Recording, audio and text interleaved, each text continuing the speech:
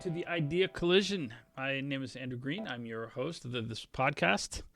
This podcast begins from the assumption that we are spiritual beings, and the world around us is one that composes at least one of the primary elements. So that spirituality connects to our physical nature, it connects to our emotional nature, and if that is the case, then that means that spiritual topics aren't separate from everything else, that we don't divide it and put everything into neat little boxes, but that spirituality connects to those topics. And so we've begun in this podcast, in this series, looking at some, what I think is probably the most important topic and some various subtopics within that. We're talking about truth, and we've gone through and looked at the recent history, or relatively recent history of the United States, and seen how truth has kind of been, I don't want to say assaulted because that's kind of that's a charged reference, but it's certainly been up for interpretation, we'll put it that way.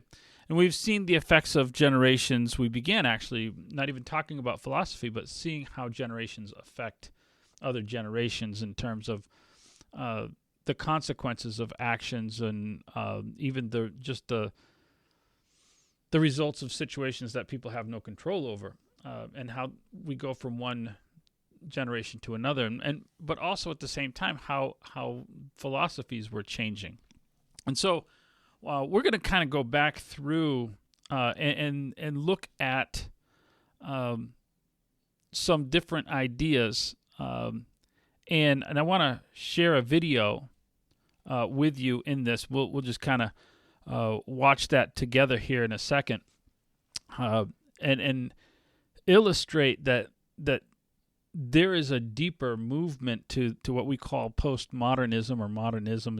They're kind of really evolutions of the same thing, but postmodernism is really affecting society. And I want to talk today about truth and postmodernism, and look at the flaws of postmodernism, and talk about why truth really does have to exist. It has to be a real thing, and absolute truth has to be a real thing. Before we can have any discussions, we kind of have to nail that down. Is that a true assertion or not? And so I want to look at, well, first of all, we want to kind of define the two things as best as we possibly can. The entire idea of science and the premise of it is that truth existed before us, and that laws existed, natural laws existed before us, and our purpose as scientists, if we're scientists of what type or another, and that is to discover those, to investigate and discover those laws, and try to figure out what those things are, so that we can manipulate them, not in a negative sense, but we manipulate the laws of science, say, to create electricity in our homes, or to do any number of things, But that can only be done if we observe scientific rules. Fly planes, do whatever you want to do. Any technology is a manipulation of science. Well, modernism came along, and it said, well, that's not a reliable thing. It denies the very existence. Modernism says, well, we want it to be subjective and up for interpretation, my truth, your truth, kind of thing. But postmodernism actually goes a little bit further. It borrows from that, and it will even use the same phrases. But it actually goes a little bit further and denies the existence of absolute truth in science completely. And I know that sounds like I'm making that up. And he's like, who would deny science? We hear a lot about science. So I want to play for you a video, just so that you can see this for yourself. And this is a short clip of students at Cape Town University. This is South Africa. This is not, and I know this doesn't sound like a Harvard to you or whatever, but this is of international universities. This is rated, I think, like 125th in the world for international universities.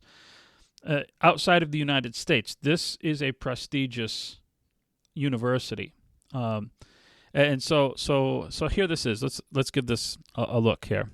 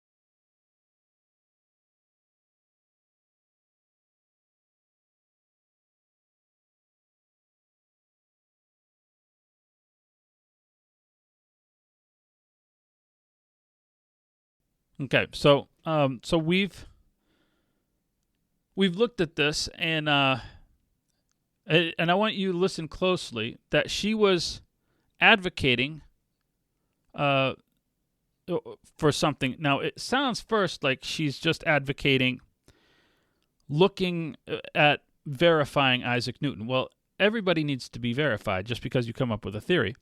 She's not advocating for checking up on Isaac Newton's theories.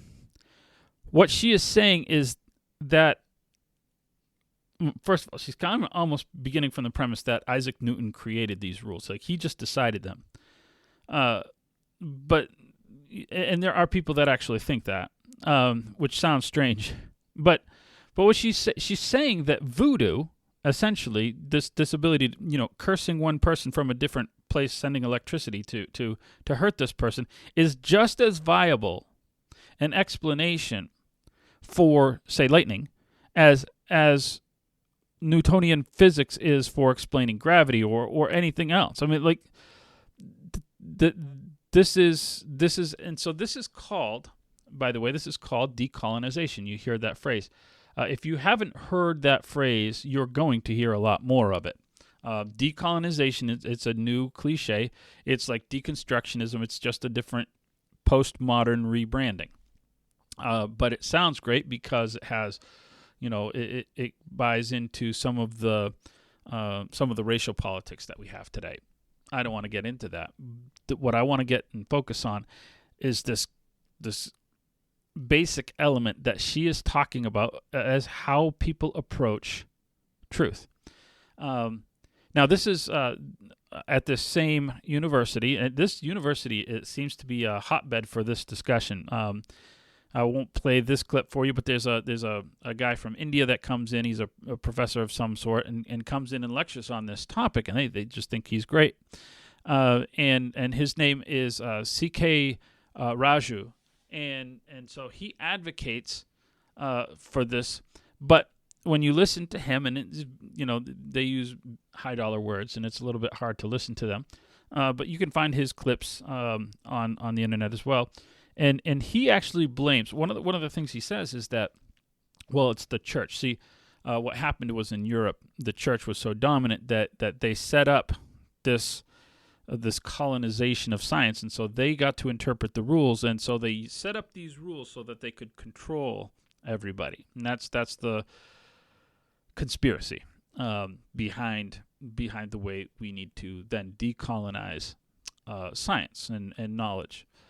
Well, that's funny. The reason that is funny is because if you went back in time and you asked people like, say, Galileo or Copernicus in astronomy, or a guy by the name of Ignaz Semmelweis, or Francisco Redi in the areas of sterilization, if you ask someone like Mendel, who made some early advances in what became an investigation into DNA,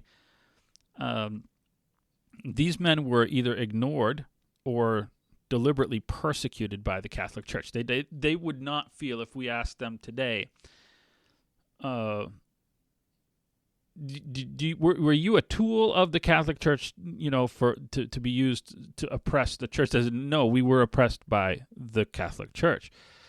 So it was not their efforts and their discoveries and their investigations into science were in spite of an effort by religious control.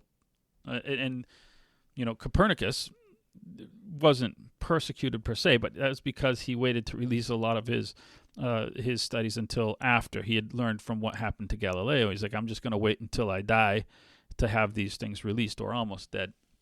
So he never really faced the brunt of that. But I want to get into some of the logical flaws of this theory.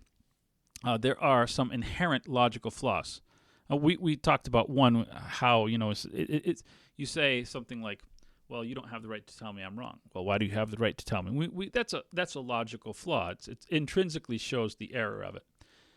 But the whole idea of postmodernism begins from the premise of, well, our subjectivity. It points out we are subjective. We're trying to figure out truth. And so it says, well, true objectivity is impossible. Okay, that's probably true. We as humans have a very difficult time being truly objective unless even in areas where it's not a hot topic, like politics or whatever, we have an idea and we're kind of married to our idea. We want it to be right. We want to be proven right. So it's hard for us to be truly objective. But postmodernism kind of extrapolates that. And what it says is, since I can't be truly objective, then therefore there is no such thing as objective truth. And so what it does is exactly what this girl is kind of doing, is she makes truth a creation of a man. Since a man comes up with a theory to explain something and he is flawed, therefore science is flawed and knowledge itself is flawed. And this is the logical jump where postmodernism just it proves itself to be false. Humans do not possess truth inherently. We have to look at it. Sometimes we look at it in a flawed way. And it's also true that you can be biased and still be correct. So that's another assumption. Just because someone's biased doesn't mean they're wrong. Truth exists. It existed before us. We talk about that. We just access it, and we work on other people's principles and things that they've accessed, and we develop more theories in math or whatever.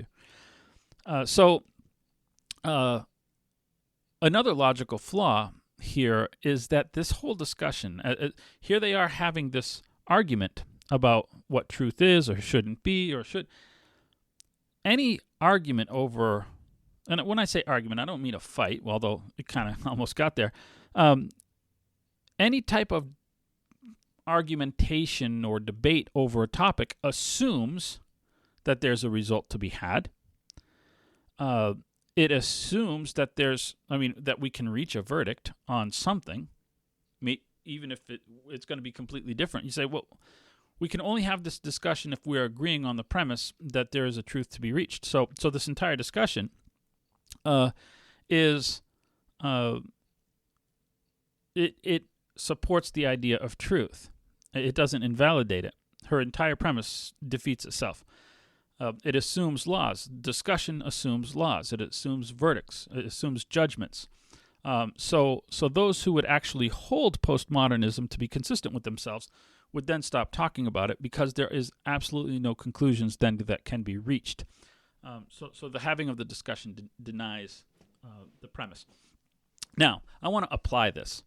I want to go back in time and apply this, because I want you to think about the silliness of this. Imagine if we apply this beyond some philosophical discussion in one wing of this college. Let's say I don't know what they study here at this university, but let's say we go down the hall and we go to wherever they study medicine, and and let's say that this infiltrates into which it will, into other universities, because nothing ever stays where it's put. And imagine John Hopkins, one of the foremost, medical universities in the world, decolonizing their medicine studies, which have been based on proven research, and all of the cures and treatments and things that have come along. They say, well, all the science behind that was junk science. It was based on Eastern Europeans and all that, and so we're gonna or Western Europeans. We're gonna get rid of all that. We're gonna start over from scratch, and we're gonna say that anybody's interpretation is just as good. And so, we're gonna have so forget your chemotherapy. Just have these Himalayan salt crystals, and then that'll do just as good. Now that's silly, obviously, right? We wouldn't do that. We understand that medicine isn't going. We hope medicine isn't going to do that. We believe in study and observe, and there's theory and there's experimentation, and we come up with conclusions. And science is going to do that. Medicine's going to want to do that because it's going to want to make a profit. But so let's not be so silly. But let's say a doctor rationalized, and I've actually had this put to me when I lived in Ukraine. I had somebody use this logical argument. Here's a person with inoperable cancer. That's bad news. Bad news causes anxiety, and anxiety can lead to depression. We don't want a person in the last legs of their, of their life. It's inoperable.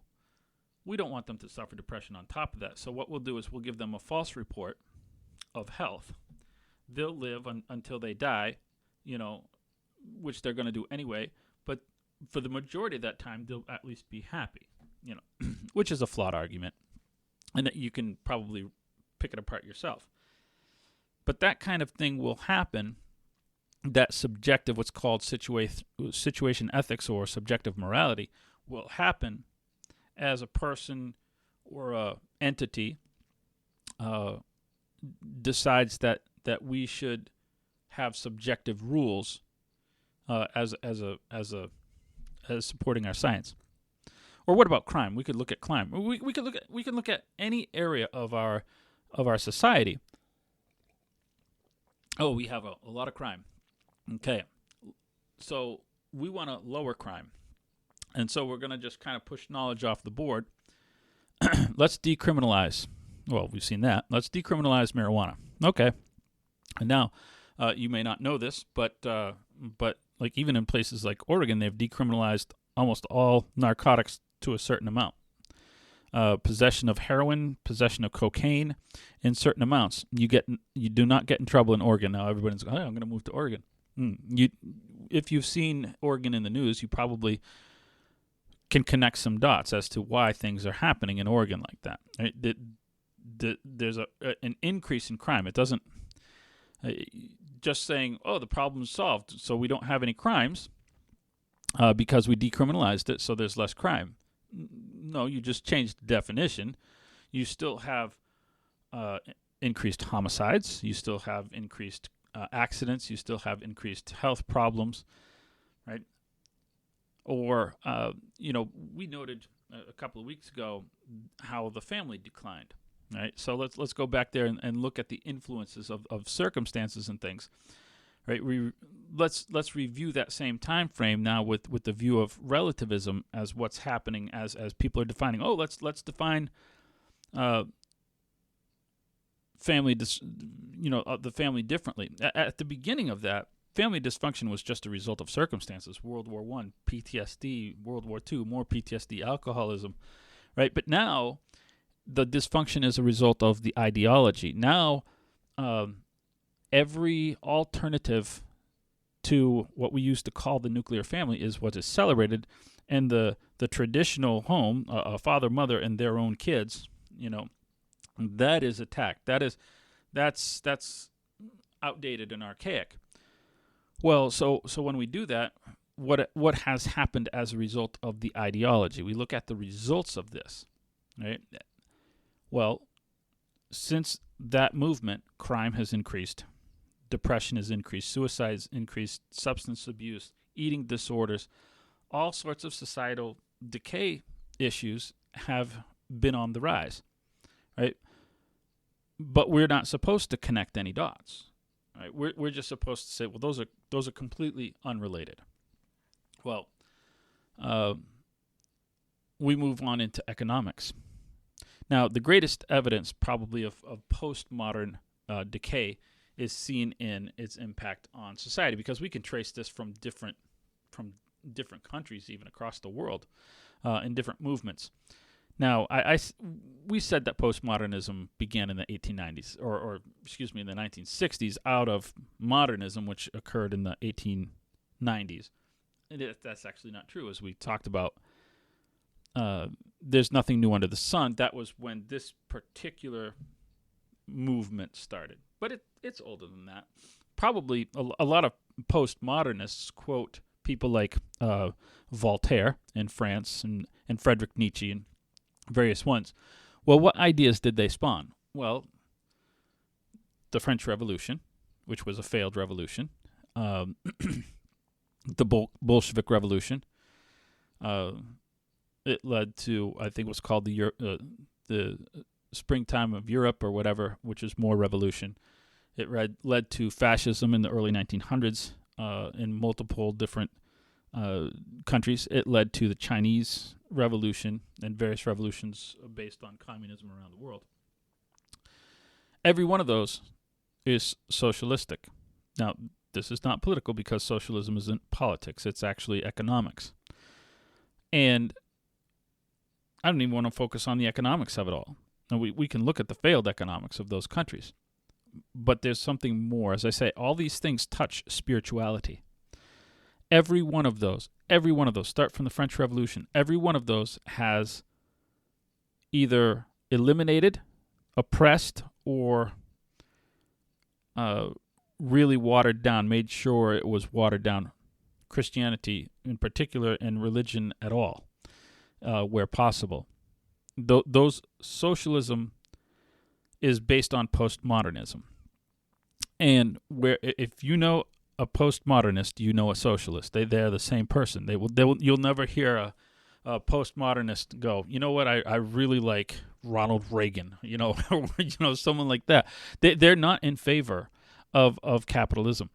It is, and I don't know why. I don't know what the connection is, but there's a connection intrinsically. And what further connection is more important to us is that all of those societies that have picked that economic system have tried to eliminate God. We're seeing it in our own country as we move in the same direction. There's an attempt to eliminate Christianity and religion and isolate Christianity.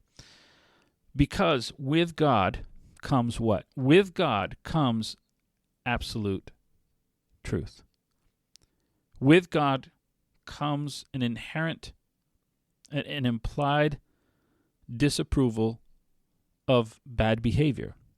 And let's face it, those who support socialism, you can look at the people at the top of those. At the top, I'm not saying at the lower levels, but at the top levels, it's all about confiscating other people's power and consolidating wealth for themselves. And so to do that, you have to use immoral means. And to have a God around saying you probably shouldn't do that, that's inconvenient. So we have to eliminate God. And so what results in every one of those countries? The practical application, just like we see in crime, just like we see in medicine, just like we see in the family. We see poverty, we see addiction, we see higher crime rates, right? And we see more depression, we see more suicide, things like that, right? We move on to education, right? Let's look at education. Well, Cape Town is probably going to change their curriculum. There's a big push to do so. I don't see anybody stopping it. I see everybody over there excited to. And I'd never even heard of this university before. But what happens there, as I say, what happens in one institution that becomes popular will be picked up. You'll hear this phrase. I guarantee you'll hear this phrase sooner or later, if you haven't already. And so it's gaining certainly in third world countries, and it's not going to stop there. And so there's a couple of possibilities of what's going to happen. Now, either Cape Town, that curriculum change is going to infect all of their other areas of their study so that they become less productive as they change all of their science, and that's going to affect their medicine and their technology or whatever productive outside of philosophy, whatever productive courses they have are going to be affected by that. That's one option. The second option is they're just going to realize that this is just gobbledygook talk, and they're going to keep it on, in the philosophical wing. That type of thing, as we see, it didn't stay with artwork, and it's not in literature, and it's not going to stay here. It's going to work to other things. And the other thing is that it could happen. It could, reverse itself, and people could rebel against it before. Some ideas are unpopular and don't get too far once they're tried. And that would be the most hopeful thing I have, is that they're going to try it, it's not going to work, and it gets rejected. So I want to talk about truth. Obviously, truth has different applications. That's not what is meant by the phrase your truth or my truth. You have your truth. There are obviously different applications. In time, there are different applications for different people. There are different applications, but it's all the same application or it's all different applications of what is really truth. Now, sometimes people define something as truth and it's not. I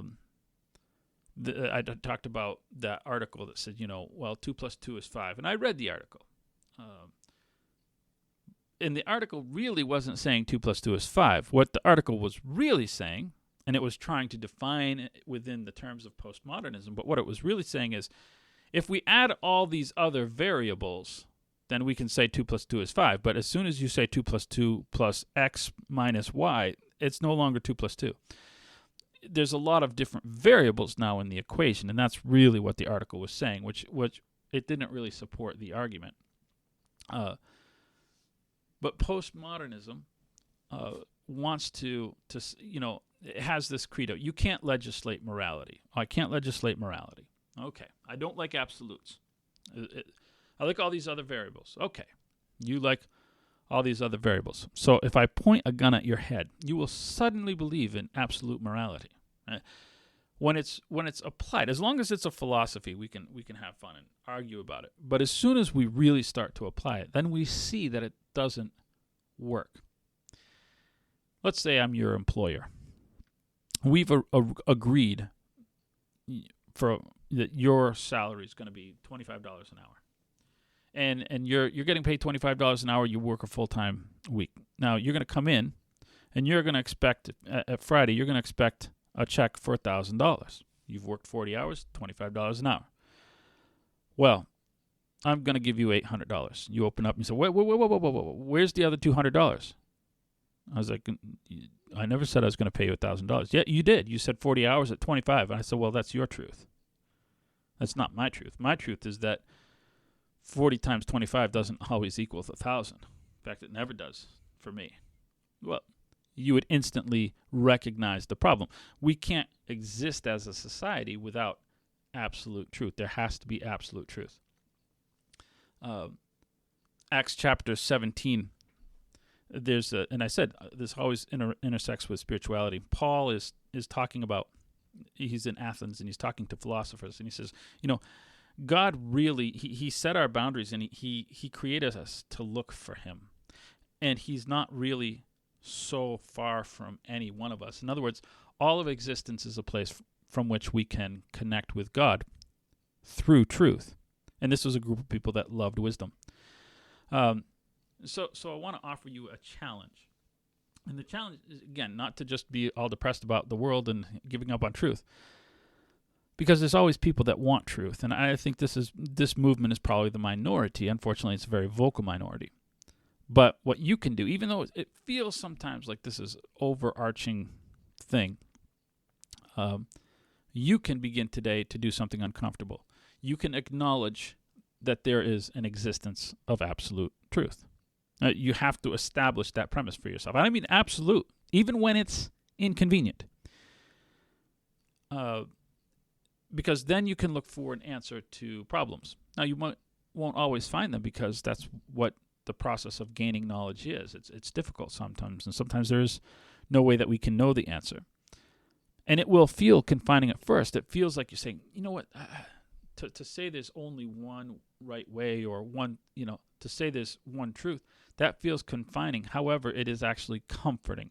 Once, at first, we don't like to be limited, but once you realize that there is a truth, you realize how nebulous, really, and inconclusive postmodernism really is, this relative knowledge.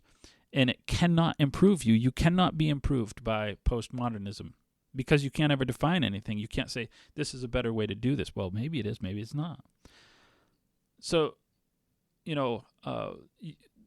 begin by accepting a couple of realities. First, that we are intrinsically biased. Yes, we are.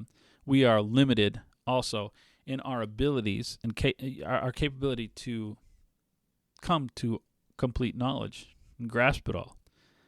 But none of these deny the existence of the truth. The truth exists. We are limited. The truth is not limited. The truth is we are limited.